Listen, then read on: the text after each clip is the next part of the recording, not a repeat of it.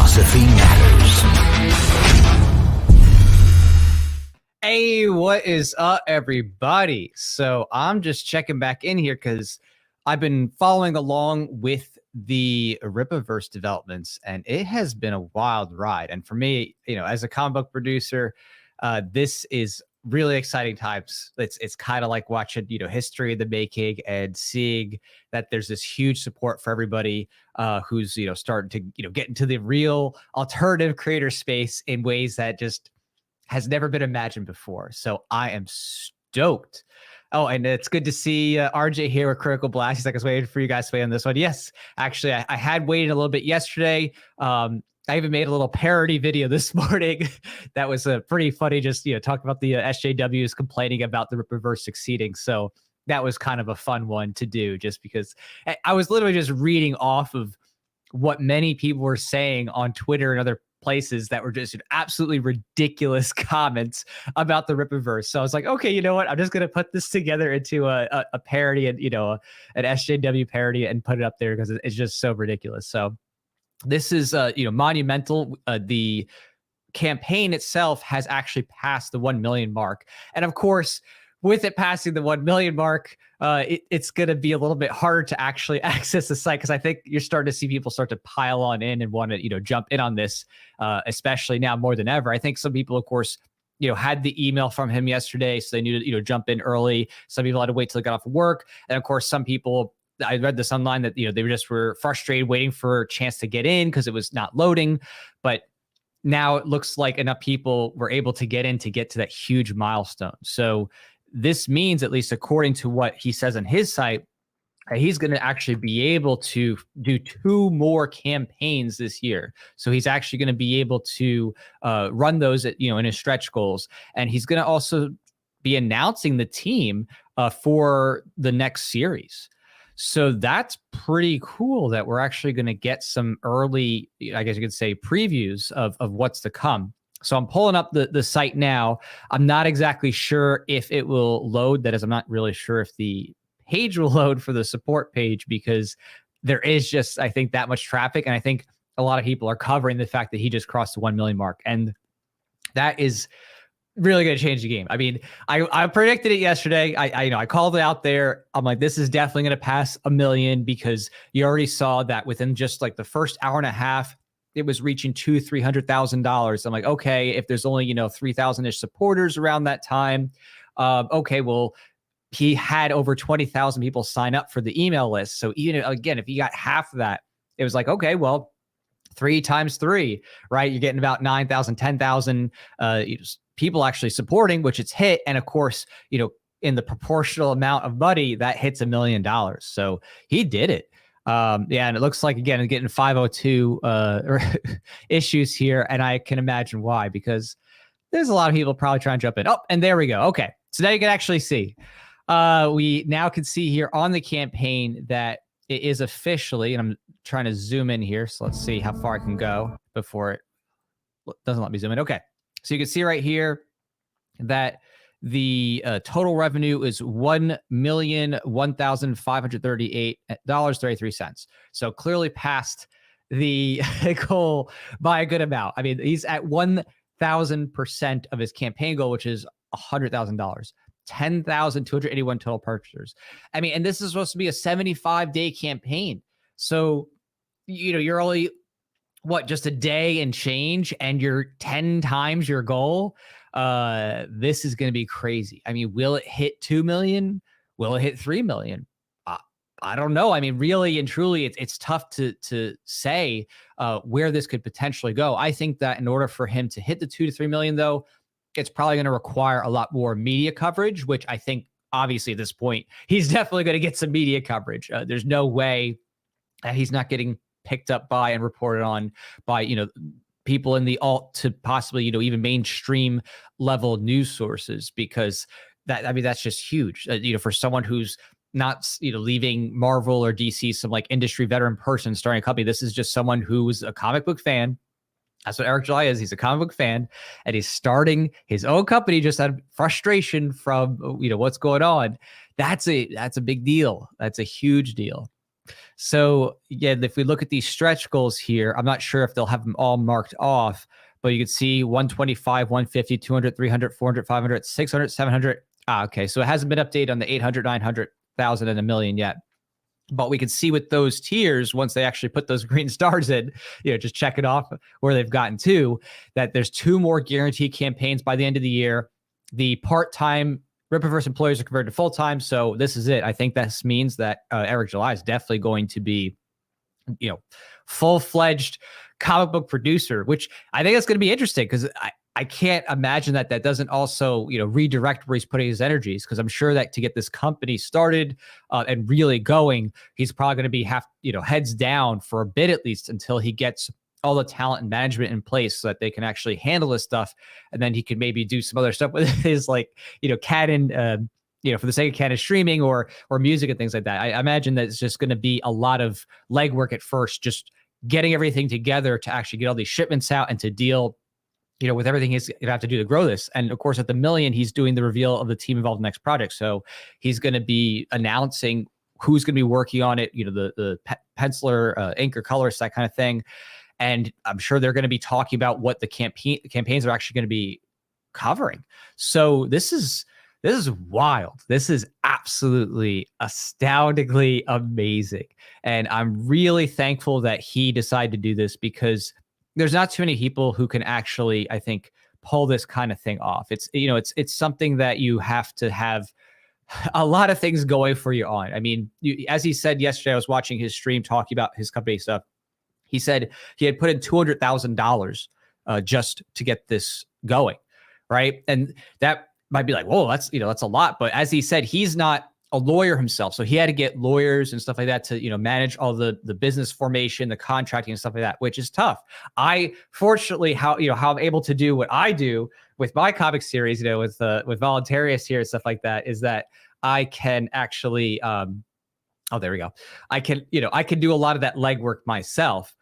Because I have that experience, I have that knowledge of being able to actually do all the other parts, the moving parts of promotion and the legal stuff of this or that, which does give me an advantage over a lot of people who don't have those things. Because if you have to hire out for that yourself, if you're like, oh, I have to get my legal team, I have to get the people to do like the write-ups for the campaigns and the graphic design stuff, that's expensive. That takes a lot of work. It is not easy. And you have to be very careful, because if you screw that stuff up, I mean, we're talking about stuff that could end up upending your rights in the legal world to the comic series, and having problems and stuff like that and conflicts. You just don't want that. You want everything to be clear and accurate in terms of your business arrangements and your contracts, so that everything goes smoothly. So it's pretty crazy that he had to put in $200K just to get things going. But again, it makes sense. He had all the business stuff set up from the beginning. He said that he actually put together the entire comic book first, which 96 pages. He was talking, I think, in terms of like 100, 200 arena, I think, for colors, and then pencils was the 200, 300 arena, I think, about. He didn't say exact numbers, but based on kind of like how he was saying, I could read between the lines of what he was saying. And so he's paying industry standard rates, like mainline industry standard rates, which if you're talking about mainline pencilers, stuff like that, especially if they're American artists, that's definitely in the hundreds of dollars. Colors, same deal. So unless you're hiring foreign, you know how to like directly negotiate that stuff, working with people in other countries where it's a little bit more, affordable, it can be very pricey to get the artwork done. So if you're talking $400, maybe $500 per page, that's a lot, right? That's a lot you have to get going. So Imperial Gar here says, I wonder Eric July's favorite month is. I don't know, maybe June. I don't know, but yeah, it's pretty wild to see this all come together. And I think you're definitely going to be seeing this kind of like raising the tide proverbially for everybody who's in this space. Absolutely. I've already experienced this, because just from his promotion of his series alone, and doing, on my site and stuff like that, doing the shout outs and the tagging and telling people to go support Rippaverse, just from that SEO stuff alone, I had hundreds and hundreds of people, actually counting up, it's thousands across, the different days, thousands of people coming to my website just to check out Voluntarist in search of Rippaverse and other stuff like that, and then supporting that as well. So again, the groundswell of people who are in this space, who are positive and are supportive of what Eric's doing, I think they're all going to get obviously the rewards of being a part of this upswell. Absolutely. Like hands down, I'm already seeing the evidence of that. So that means that anyone who's in this space, if you're an indie creator, or just a fan of that, I mean, you're in a great position right now to be in, because you're a part of that changing tide of people saying, oh, okay, there's actually enough people who are tired of this SJW nonsense coming from the mainstream. There's enough people who want to support this and make this something regular and continuing and do a full exit. So it's going to be wild. It's going to be absolutely wild. I cannot speak Eric's praise enough for what he did, because he utilized all of his resources. Again, years of grinding and doing videos, commentary on what's going on in the world, especially with comic stuff, years of doing music and doing public speaking for liberty and things like that. He took that social capital and he put it into his comic book universe, and he went all in and he nailed it. And he set the bar for other people in this space to be able to say, oh, okay, this is a real thing. You can actually do this. You can actually be successful with this. There's a growing market. And now there's an audience that's unified in that direction, right? And that was a big, I would say, tough part from before, because I've been doing this comic stuff for 10 years, right? So I've been publishing comics for 10 years. And one of the hardest things to do is to be able to get people to finally make that exit from the mainstream, because there's just so much entrenched media for that. There's so many different outlets that everything you see is going to be Marvel, Disney, DC, whatever, or Amazon series. And again, it's not like some of these series are necessarily unenjoyable or unentertaining. There's definitely lots of entertaining things, whether it's like The Boys or Invincible. I love those series. They're enjoyable, but they always are getting SJW to the nines, and they're so status to the nines that it can be frustrating. And you're just like, man, I want something that's just not always the same kind of repackaged thing where it's like, we're going to just race swap, gender swap, sexual orientation swap. You have the same old hackneyed tropes of the CIA's the savior kind of thing. You want something fresh. And I think, at least for Eric's side, he is bringing to the table the anti-politic, at least, and how he said it so far. We'll see how it comes. I have his, comic coming, obviously. I picked up his art book, the cards and stuff like that. So I'm excited to get that and review that. But he says that he is doing more just the story as opposed to focus on the politics, which is going to be interesting to see. Like how good of a story will that be? Will it be able to carry his series and the momentum he's built up? We'll have to see. I am hopeful, and I do believe that he will do it, but it's going to be interesting to see how he can distinguish himself, not just by being, well, I'm just taking out of the politics, but I'm actually creating an intriguing story that gets you hooked. I think he's going to nail it. I'm very confident that he has the right resources and tools to make that happen. That said, those are not the only types of exits from this, because of course there's exits as well that are just changing the narratives from what you commonly see, with everything being, oh, the state's the savior, the government's the savior. Oh, you have to have every type of diversity option represented in your comic, or it's not a comic, right? And that's where I think series like mine with Voluntarius and others who are in that type of zone, who are just simply bringing something that's more intellectually meaty and not just focused on the superficial things of like, oh, okay, who are you making out with? Like actually talking about intriguing real world things that totally tie to the character development, totally tie to the story, and make you really question like the nature of existence and what it means to be free and stuff like that. Because comic books don't just have to be entertaining. I take the Stan Lee approach with that, where you don't have to check your brain at the door. Stan Lee wrote X-Men. It was a commentary on race relations. It was a political comic essentially, but he did it in a really entertaining way. Like the original X-Men, super cool characters, great story and development, and fun food for thought. Absolutely. So again, more of that type of old school, intellectualizing of comics. I think that is what has been missing, where things just keep getting dumbed down, more and more. Or if it's not dumbed down in terms of language, the focus is just totally communist, socialist, or democratic socialist SJW stuff. So just having something different and being able to bring something fresh to the table, where everything is pretty much all the same, because the same Amazon, execs are signing off on the scripts. They're saying, oh no, you got to have X, Y, and Z, race and sexual orientation characters, stuff like that. I mean, it gets to a point where it's just obvious, right? You watch it and you're like, okay, yeah, I could tell that the same board checked off on The Boys as Invincible as everything else, right? It just becomes like, okay, well, and I know what y'all are doing there. I see the agenda through and through, even if it is a fun show. Which again, Invincible, I think they did a great adaptation. It was a lot of fun. But let's be real, when they're bringing in fourth wave feminists and they change his girlfriend to being black just for the sake of diversity, and it's just like, okay, well, what's the point of this, right? It's like, what are you doing this for? It's not actually being true to the story in any way. It's not developing the character in a more enriching way. They're just doing it so they can have their SJW message. So I'm going to take a look really quick here at some people coming out. Angel Zero Comics says, shout out to Critical Blast for this Twitter. Oh, okay. Awesome. Thanks for sharing that on Twitter, RJ. Really appreciate it. And MC, a pretty badass, see the parallel comic. Yeah, exactly. And that's what I really want to note to people, is that this is the total parallel economy emerging. And this is the spearhead, right? Ethan Van Sciver, he was kind of like the intellectual lead of Comicsgate. Cyber Frog, great artwork. Definitely revolutionary there in terms of just having that high quality artwork. But when it comes to actually saying, oh, okay, this is a real next level comic company, I think Eric July is taking it to that next level, right? Ethan was like, he kind of broke through that ground and set the tone.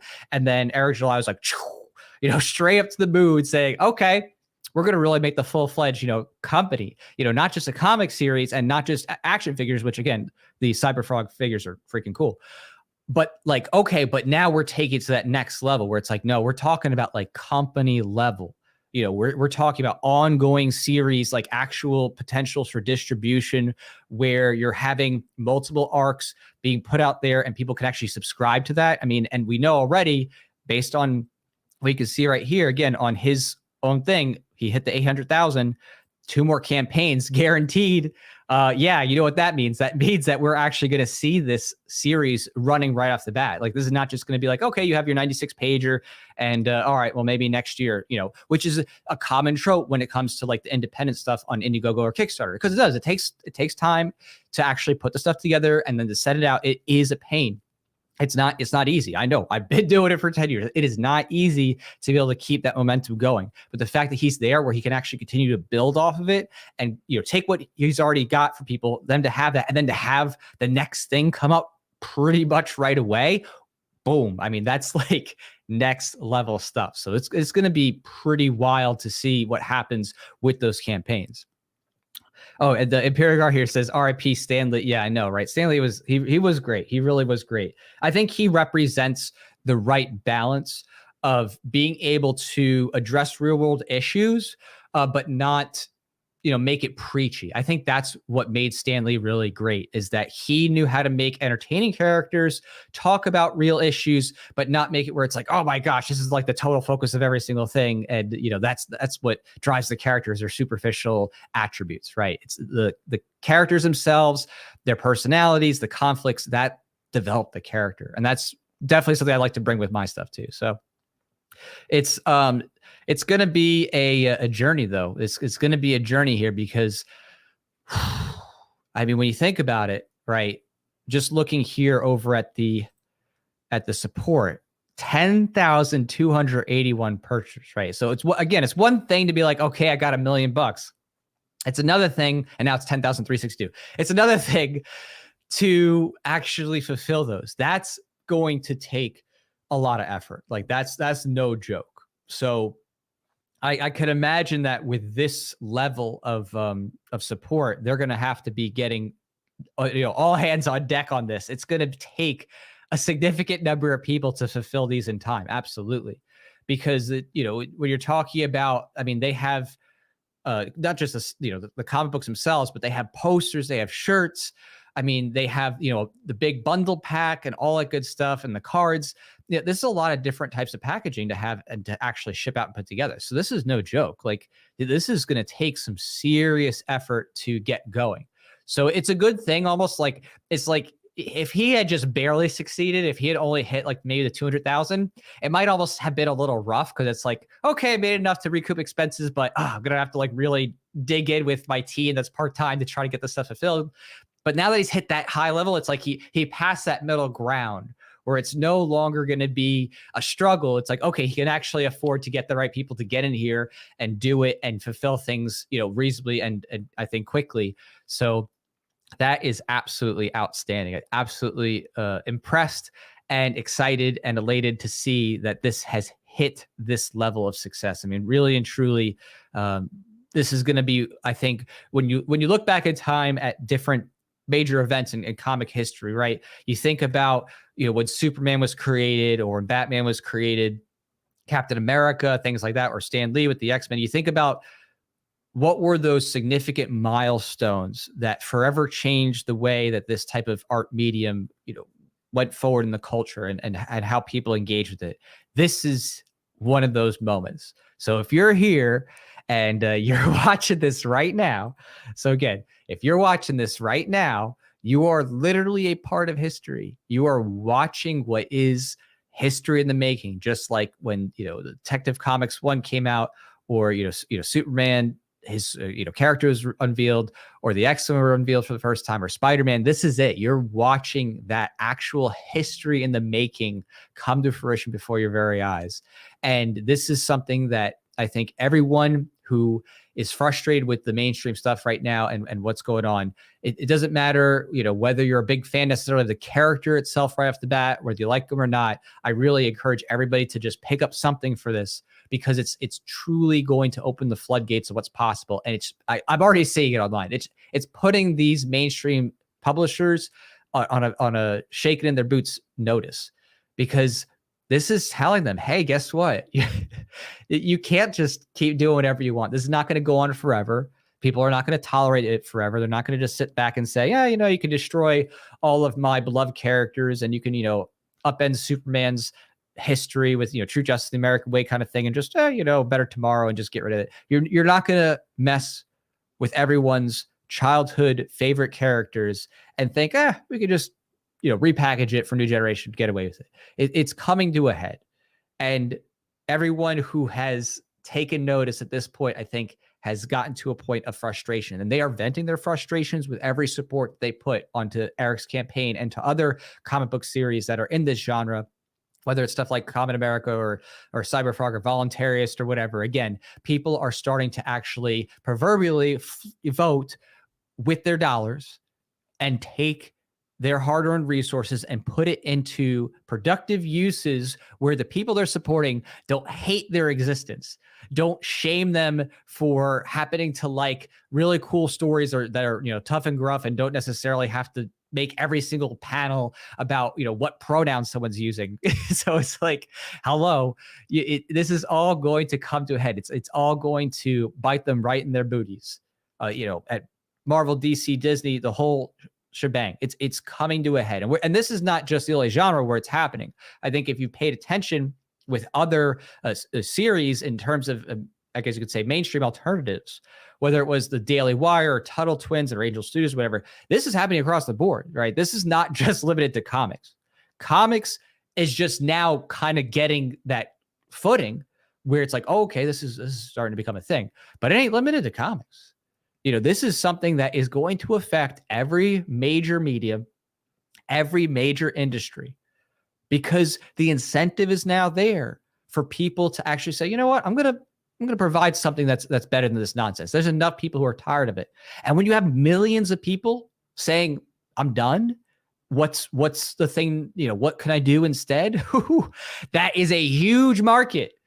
Massive, absolutely massive. I mean, we are talking mind-blowingly huge. And this is why the series like Tuttle Twins has been so successful, and why, Daily Wire series, stuff like that is starting to build momentum. Again, I'm not even saying this is necessarily my favorite things, because there's alternatives that are not even my favorite stuff. Like, I don't necessarily like everything from Daily Wire, but the writing's on the wall, folks. I mean, it's there. It's coming. The changes are coming. And the number of people who are willing to say enough is enough has hit that threshold. Like before, it's just like, a couple hundred people here, there. No, we're reaching thousands, tens of thousands. And soon enough, it's going to be millions. It's going to be millions of people who are saying, yeah, I don't need to renew my my Disney pass. I'm not going to keep up my Netflix subscription. I'm going to go support somebody else who's actually making content that is not directed at me in terms of hating my existence and hating what I love and hating on liberty and hating on individualism, and hating on, freedom and mocking people because they like guns and saying they have tiny peepees and all that good stuff. It's going to come to a head. People are going to say, we're done. It's over. And we're going to support the next big thing. And it's already happening. So real quick, just go look at the comments here. So Age of Zero says, my order is 1648. So excited to be part of this awesome moment. Eric and Ethan have both inspired me to start publishing my work. That, I'm really glad you actually mentioned that, because I've been for a long time, I've mentored many people who are in the comic realm. I've helped people start their own series. I've given advice about, what to do, what things to avoid, and, mistakes that you could definitely learn from, especially from other people like myself. I really am tempted on actually doing something about that. I'm starting to think that maybe I might have to create some type of group. I'm not sure what the form would be, whether it be like a Discord or I don't know if that's a safe platform or a Patreon or something. I've been thinking about maybe doing more of that. And I had actually already recorded a long video series, like a kind of a slideshow series about like how to start your own comic book and how to fundraise on other platforms like Indiegogo, Kickstarter, things like that. I've been thinking about doing something like that and having like a more mentorship group because I've already been doing the behind the scenes with certain creators, in especially in the Liberty space. So maybe the time is coming up for that, because I want to see more people succeed in this realm. And I would really like to see people who I appreciate and enjoy what, their ideas and what they're going to do, to not make the mistakes and things that I've done, because I've done this for so long that I've learned a lot about like, oh, okay, here's how to avoid making a bad pick on artists. Here's how to have good communication, make sure your deals are straight. What you want to set up before you get to fundraising, before you start actually putting together a comic. I've done a lot of, work on that and kind of putting that together. I'm starting to think that might be something that I need to actually do and actually put that out there and create some type of, I don't know, again, Facebook group or Minds group or Patreon or something like that, where it's a gathering of people who are in this space and just need that kind of help, and to be able to learn from someone like me who's actually, done it time and time again, and has, grown and gotten better and better and learned, what not to do and how to avoid problems. So, all right. So Ronald Tracy Robinson for Jacksonville City Council says, I'm steadily divesting from the One World Order entertainment and investing in our own mythology that reflects who we truly are. I'll be getting the ism number one. I finally figured out how to say that name, ism. And I remember it's not Isam, it's ism. Number one cover B for the culture. Vol comic Ripaverse will be read to my children the way Spider-Man has read to me. Next is film. Wow. Okay. Well, thank you, Ronald. That's awesome. I mean, seriously, that's fantastic. I really am honored about, that. And it's humbling. It's humbling, not in like a bad way. It's honoring. I guess I should say that's a better word. Honoring. It's awesome to see that this is really starting to percolate and get people motivated to say enough is enough. And film is definitely on the horizon too. I actually will probably do some more with film because I've done a number of different projects, whether it's educational videos, skits and stuff like that, music videos. And I have some shorts that are, coming out potentially in 2023 with some cool people. So I think you're right. I think film on a higher quality level, again, you got to move out of the lower quality camera stuff. And we've been doing that over the years, getting better and better. But I think it's definitely time. MC says we need an aggregator for all the indie comics / media. I actually posted on Twitter the other day just a number of different, I guess you could say, indie / Liberty scene comics and graphic novels. And I'm just kind of like the connoisseur of those things. I look for all the different alternatives that people don't know about and try to bring those up to people's attention. I agree that maybe we need something that is specifically tailored to talking about people who are in this space. Again, not just simply like, oh, an indie comic, because there's lots of indie comics out there. And I actually have some of these comics that are not very liberty friendly and are still doing the same thing that Marvel and DC does.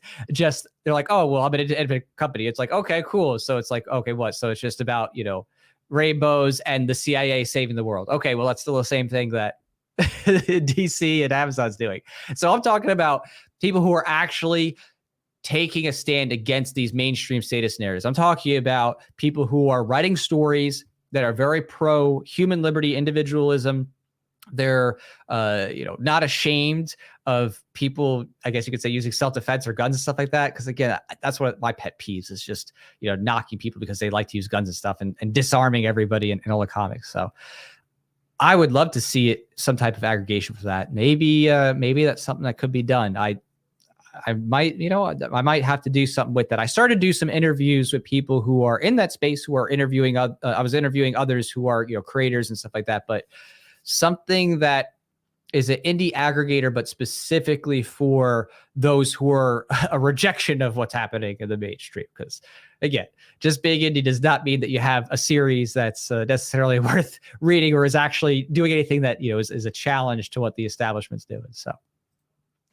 Agent Zero's comment says it could be a Rippaverse as a publisher eventually. Yeah, I mean, Rippaverse could be. I don't know if they're going to expand beyond what his universe is. I think Eric definitely has, from my understanding, enough characters to develop that he'll be able to do everything in that way. But, we'll see. I don't know. I thought about that too, because my label is ANCAP Comics. So those who don't know, if you look closely on all my issues, you can actually see on my tags. So ANCAP Comics is my publishing company, just like Eric July has Rippaverse, and then Voluntarious is a specific title within ANCAP Comics. So, it's something I've been doing for a long time, building up, getting right. And I actually just remastered letters too. So that's going to be a lot of fun once we release those, because I did have a successful campaign. My latest Origins 6 plus trade paperback, we actually raised over 100% of funding. It was like 18.5K, not your Eric July's level yet, but 100% funded for exactly what we wanted to do, which was the latest issue and a remastering for a huge trade paperback compendium. That's gonna be super cool.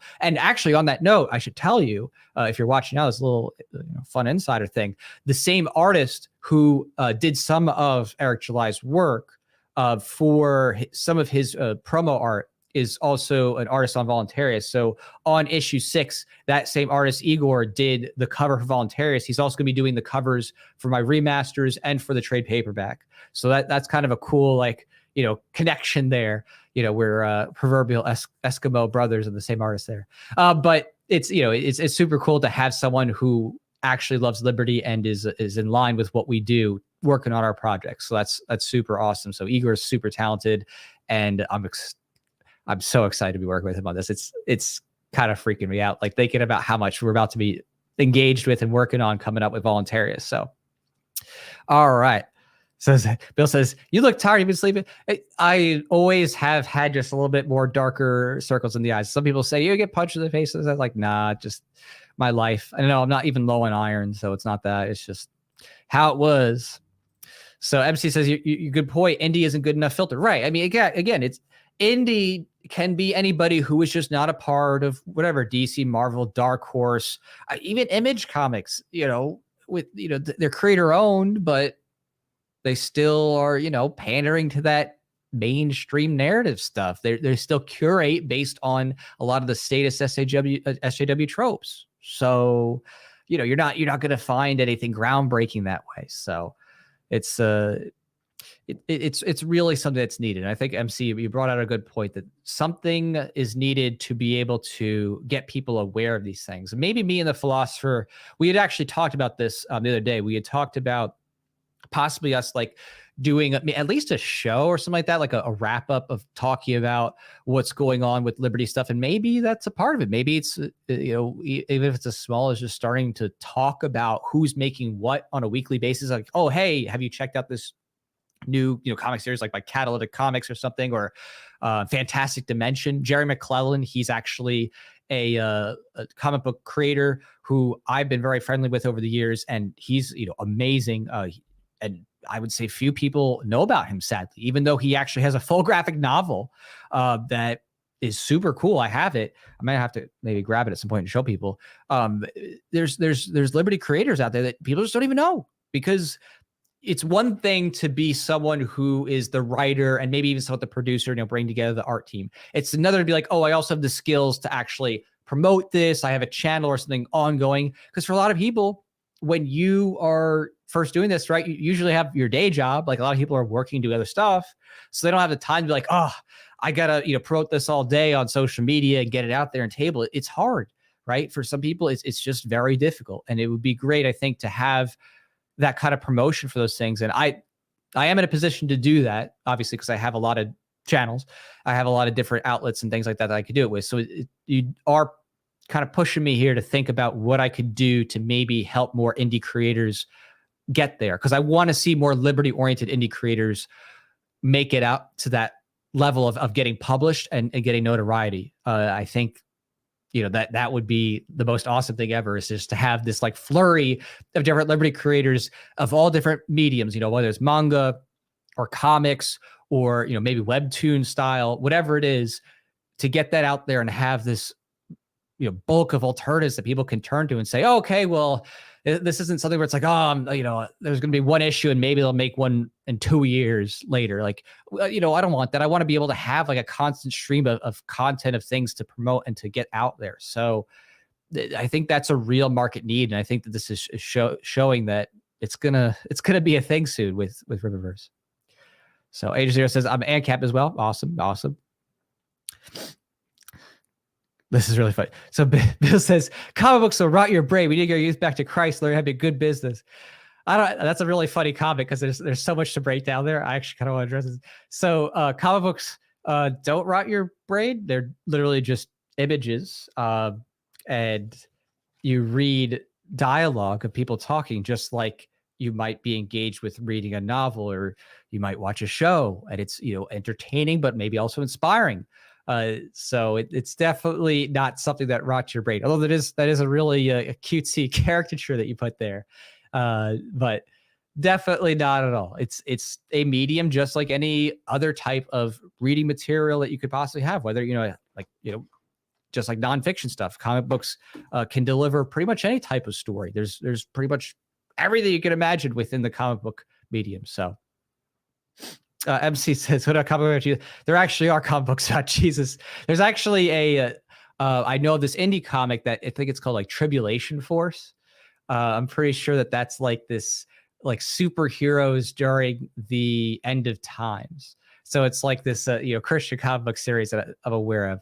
And I think one of the people actually, I think, who maybe has managed that, worked on one of my comic campaigns, and I didn't like their business relationship with me, so we cut that off. So, and that's the other thing too, right? Talking about is how to avoid bad business relationships, right? That's something that comes up a lot when you're doing your own independent work.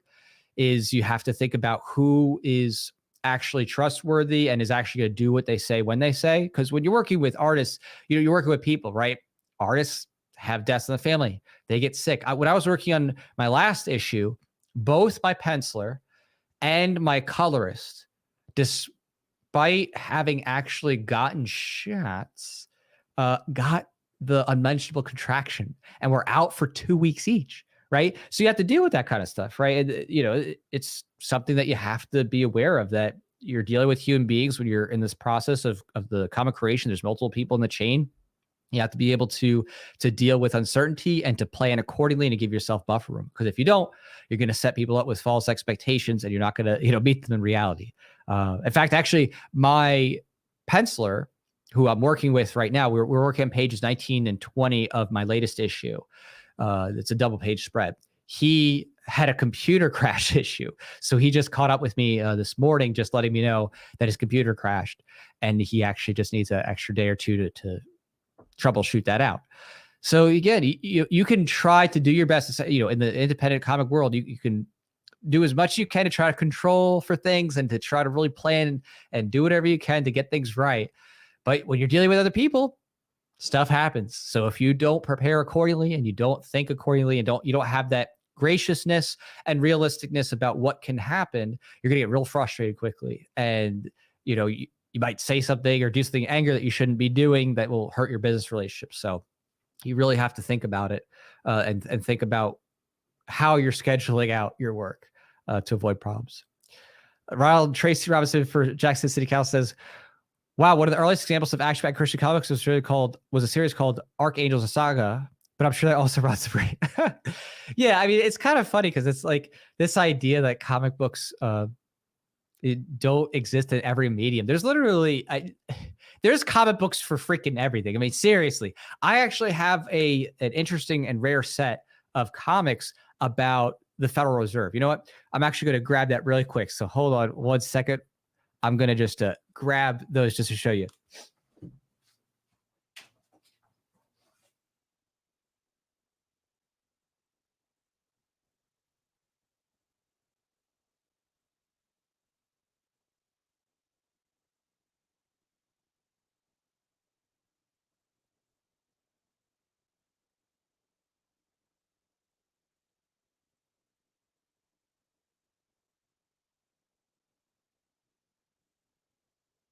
Okay. All right. Yeah. Since the topic came up of what comic books, could possibly cover, I actually have some pretty wild comics. So I'm a collector of comics that are more, I guess you'd say, unusual. I like having things that I guess a lot of people don't really think exist, or they don't realize they have. But this is a comic book by the Federal Reserve Bank in New York. So literally, the Federal Reserve Bank actually put together a comic book series to talk about different topics in finance and in banking for kids, because they thought it was, really popular medium at the time. And so this one's about money. And actually, some of the earlier Federal Reserve comic books are pretty cool. They're informative in some ways. Of course, they paint themselves favorably, so that the Federal Reserve is not exactly, they're going to paint themselves in a bad light, but they actually do give some real information. Like, they actually talk about different forms of money. They show like Lydia, in Turkey, having like this like round, the Chinese Tao, Syracuse coins. They talk about Babylonia with like check marks, checkbook money, and things like that. So you can actually get comic books of pretty much anything. There's really a comic book about almost anything. They have the story of monetary policy. So again, Federal Reserve Bank of New York, monetary policy. Let's see what else I got here in the interest pile. Once Upon a Dime. I think that's about savings. So this is like again, Federal Reserve Bank in New York. Let's see. Oh, the story of checks. So here's like how checking works, right? The Federal Reserve came up with that. They came up with a book on inflation. Now that's a popular one, right? So the Federal Reserve Bank of New York has the story of inflation in a comic book. And they mention that they can cause that. I guess they talk about it, but of course they say that they're the best ones to control it. Story consumer credit. Too much, too little. This one's crazy. This one will blow your mind, because this one actually has in it, if you look really close here, it says a trip back in time to the origins of the Federal Reserve System. So they actually have a comic book talking about the origins of the Federal Reserve, right? Wild stuff. That's, not something that you typically hear about. And then I think I have one more from the Federal Reserve, the story of banks. So, kind of a history on banks and banking from the Federal Reserve. So again, it's just a wild thing. Like, there's comic books of pretty much everything that you could imagine. There really is like a comic book series for all different types of topics and things you could possibly find out there. Ooh, actually, I just realized that in this box that I grabbed, because I just grabbed what I think I had with that, there's another Liberty comic here, actually. There we go. Okay. Here's another Liberty comic series. It's called The Liberty Force, made by Johnny Adams, aka Johnny Rocket. And if you look down here, the forward in this comic book series is by Tom Woods, right? So literally, there's a comic book with a forward by Tom Woods in it, just to give you a sense of what's out there. I think this one's a signed copy. And then do I have that signed copy? I don't even know. Maybe I do. Oh yeah. Yeah, I have another one that's an unsigned copy. So Liberty Force. Yeah, I'll pull up this one. So this one was completely drawn by one person. So he made this whole thing himself. So that's pretty wild. It's not like traditional comic book style. It's a little bit more cartoony in terms of the drawings, but obviously a totally legible and professional comic book otherwise. So yeah, it's people just don't know what's out there. They have no idea how many different crazy things there are. Actually, and over here, I actually have, I think in the set that I pulled up, this was a defunct comic company. So this comic company that I had been a part of in terms of their publications for a while made, I guess you could say, like a kind of teaser issue that had a bunch of other series in it. You can see Voluntarist has an appearance there as part of people you publish, along with a bunch of other characters. And then, there's another series, kind of like a vignette of them called Heroes Ignited. They had a Voluntarist, cameo there, and two with other characters. So this would be a rare collector's thing for Voluntarius because this company no longer exists. They were, I think, well intentioned, but my vantage from what happened with them was that they did not take responsibility for what was needed to get done within their comic book series. They and again, that's what stopped me from working with other companies. So I don't work with Metal Men anymore. I work directly with artists only because it's just, for me, it's way better. I'm great with just working with artists directly and managing that. I don't care about having someone else to, go through and interpret through the lens. For me, it just creates more problems, and it's just easier for me to directly deal with people. So, and okay. I grabbed another box too because I was just seeing what was available, and I found. Oh well, here this will make you laugh. So here's the talking about politics and comics. Here's the Detective Comics with Anarchy, his first appearance. So you can see right here. Of course, Anarchy with a K was a bit more of an ANSOC or an ANCOM than an actual like ANCAP. So, but you can see right here there's Batman and Anarchy, right? So politics and comics have been around for a long time. I actually have all the Anarchy comics. So, there's multiple series iterations. This one's probably like one of my favorites for the cover. So you got, Green Lantern there, Kyle Rayner, I think, and Anarchy, the character with his, Green Lantern Anarchy. So wild stuff. Yeah. I mean, there's just, this pile I got just kind of like a mixture of, I don't even know how organized it is. Oh, there's this one I just picked up recently. This is the Godzilla King of the Monsters cover with Marvel. So that's a classic one. The story's not that great, but hey, like Godzilla. So, all right. So that was a nice little a detour there. So I'm going to just reload this really quick and take a look over here, see where it's at. Wow. Holy poop on a stick.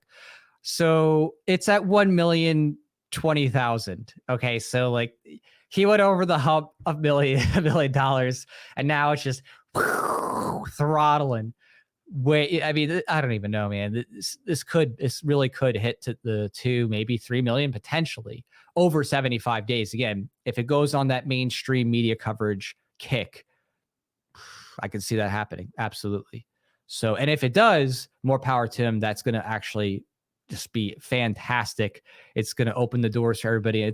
It's going to have also, if you're a creator, this is you could say a demographic to target in terms of doing your outreach of people that you'd want to support your series, right? If you have people saying, hey, I want to exit out of the mainstream and Eric July's stuff is a fit, okay, well, these are like-minded people. This is the kind of people who would be like into that kind of content. So it's like awesome to have this coalition of people who are tired of the nonsense at Marvel and at Disney and at DC and are ready to do something different. So again, this is the vibe and the tribe right now. This is the people you want to connect with and to get on board with your series if you're actually are looking to create something in this space. So, all right. Well, with that, I'm gonna wrap it up. Thanks everybody here for hanging out and chilling. It was fun to watch Eric July's campaign hit that million and to talk a bit about what's going on there and the potential for the future. So this is just absolutely amazing, exciting times. And I hope you do, if you ever get a chance, check out Voluntarius 2. Now, right now, I would say issues 1 and 2. Whoop, that's these 2 issues. These ones are getting remastered. We just did the campaign and successfully funded that. So these ones are going to get remastered. One has a little bit too close to bubble spacing on some pages. So we're going to actually expand these out. And in the final trade paperback, it's going to be like having an extra, like I think almost 20, 21, 22 pages for this one, a couple pages on this one too. So it's going to expand these issues to have even more pages for the respective issues. And then they'll be updated and they'll have remastered covers from Igor, who also worked on Eric July's stuff. So it's actually going to have artwork from one of the artists who worked on Eric July's stuff. Not in the mainline comic. He had a different artist for that, but for some of their promotional stuff. So that's going to be super cool. And then the other covers too, when we do the updates, I already updated the letters on these. So I'll be re-uploading those later, like a remaster of those. And then the covers are going to have variant covers done by Igor. So for Origins I'm grabbing the wrong ones. Yeah, there we go. So Origins 3 and then 4 and 5. Those will all get new covers too. And then I'm going to do another update on their letters. So my lettering is good enough. It's not like the best thing in the world, but it's good enough. And then maybe come this next arc, possibly for the Suit Saga that follows it, I will maybe get a letter. We'll see. I like doing letters myself so I can control what's said and kind of format a little bit, but maybe I'll have someone just do the special effects bubble or something like that. We'll see. All right. Take care, everybody. And I'm going to probably do more of these streams of these, just, talking about what's going on in the world coming up. So I'll see you next time. And I hope you all have an amazing day. Zero State with Jack Lloyd, where